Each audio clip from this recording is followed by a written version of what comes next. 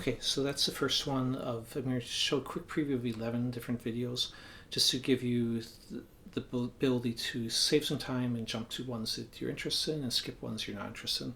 The links will be in the same order as what I'm playing them in, so this should be easy to find. That first one is a 4-octave Hirajoshi scale. I wrote that more as a shifting exercise than a really practical scale. The next one is the diminished arpeggio exercise, and this one's titled Diminished Arpeggio in 3 levels.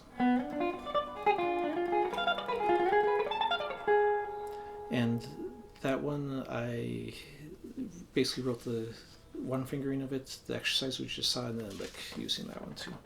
I did a 2-part series on the Hirajoshi scale, like what that first video, the first lick I played was. That's a Japanese pentatonic. I wrote that first one I played while I was doing this one, but then it was difficult enough I thought I should devote this actual video to it. These fingers are from the part 1, much more manageable, nothing too crazy.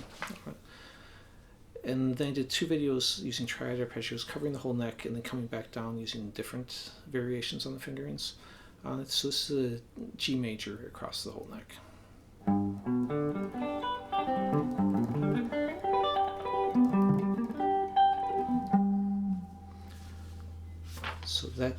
So in that you can see I'm pretty much doing sweep picking. So I also did a video teaching sweep picking, basically giving the do's and don'ts of what both hands should be doing to get a clean and decent sound from it.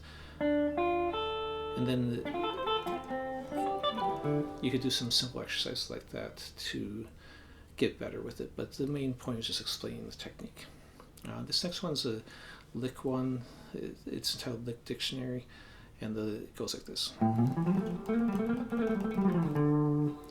The point of this, though, wasn't really teaching the licks themselves, but I taught a couple longer licks and then I broke them down to smaller pieces on it to show variations and how to kind of make something you learn from someone else into your own. In all these videos, I'm kind of looking at my own tablature to remind myself what I'm playing today.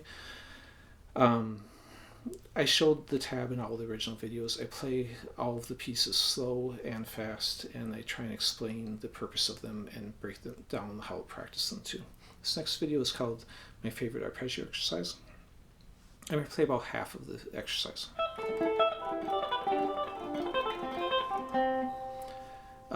In this one, I also, in addition to playing the exercise, went through all of the 10 fingerings that I used inside the exercise, which includes minor flat 5s, major 7s, minor 7s, etc.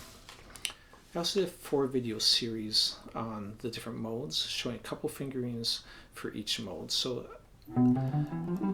this is from the Low Korean and Major scale one.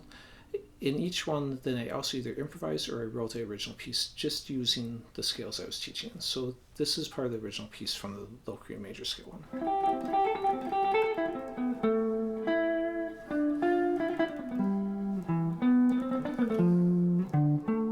So that's kind of a small piece of it.